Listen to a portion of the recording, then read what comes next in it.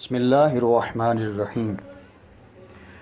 بیان کیا جاتا ہے کہ ایک بادشاہ شکار کے لیے نکلا۔ وہ جنگل سے گزر رہا تھا کہ اس کی نظر ایک درویش پر پڑی جو اپنے حال میں مست بیٹھا تھا۔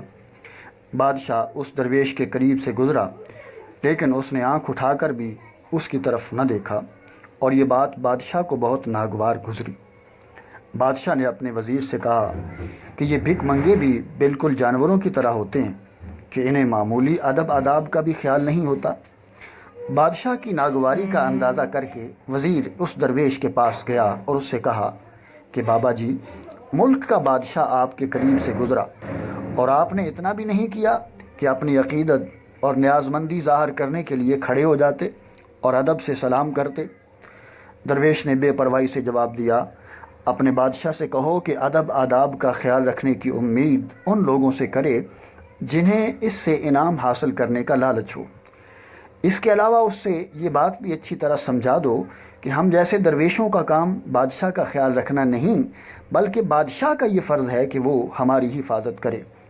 تو نے سنا نہیں کہ بھیڑیں گڈریے کی حفاظت نہیں کرتیں، بلکہ گڈریا بھیڑوں کی حفاظت کرتا ہے۔ یاد رکھ، بادشاہی بھی ہمیشہ رہنے والی چیز نہیں ہوتی۔ موت کے بعد بادشاہ اور فقیر برابر ہو جاتے ہیں۔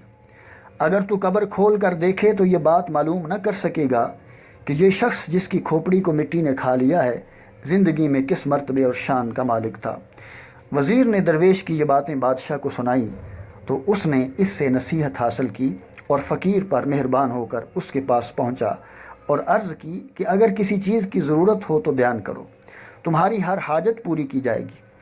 فقیر نے بے نیازی سے کہا، بس ایک خواہش ہے، اور وہ یہ کہ میرے پاس آنے کی پھر کبھی تکلیف نہ اٹھانا۔ بادشاہ نے کہا، اچھا مجھے کوئی نصیحت کرو۔ درویش بولا، میری نصیحت یہ ہے کہ اس زمانے میں جب تو تاج اور تخت کا مالک ہے، زیادہ سے زیادہ نیکیاں کر کہ عاقبت میں تیرے کام آئیں گی۔ یہ تاج اور تخت ہمیشہ تیرے پاس ہی نہ رہے گا۔ جس طرح تجھ سے پہلے بادشاہ کے بعد تجھے ملا، اسی طرح تیرے بعد کسی اور کو مل جائے گا۔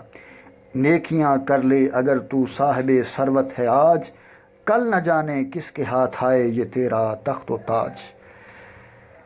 اس حکایت سے ہمیں سبق یہ ملا کہ حضرت سعدی نے اس حکایت میں یہ بات بتائی کہ اپنے دل کو حرص اور لالچ سے پاک کر لینے کے بعد ہی انسان کو سچی راحت اور اطمینان حاصل ہوتا ہے۔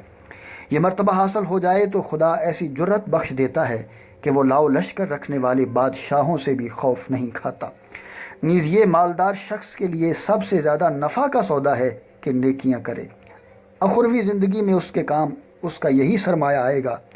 جس مال پر دنیا میں غرور کرتا تھا، اس میں سے کفن کے سوا کچھ بھی اپنے ساتھ نہ لے جا سکے گا۔